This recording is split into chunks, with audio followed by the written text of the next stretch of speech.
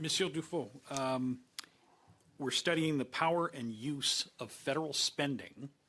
Today we had an announcement by the federal government who's found a new avenue and a new way to exercise its powers with a $25 billion so-called sovereign wealth fund. Wealth funds are normally from government surpluses, not borrowed and added to deficits. Do you have any comments on this new use of federal spending power?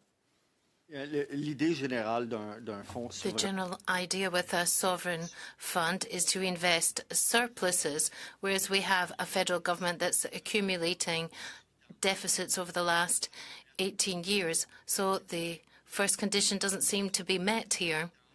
And then it does also seem that it's the type of economic policy that we've seen in the past with the Canada Infrastructure Bank.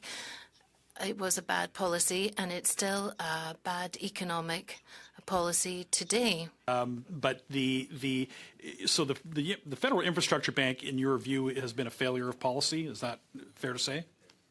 It would not appear to have catalyzed private investment. Okay, so it failed to achieve Yes. what it set out to achieve. It just absorbed cash that it has spent on salaries and administration without delivering projects. Is that a fair assessment? It would appear to be so. Okay, and yet this new fund announced today is announced with similar objectives as a tool to generate investment in the Canadian economy.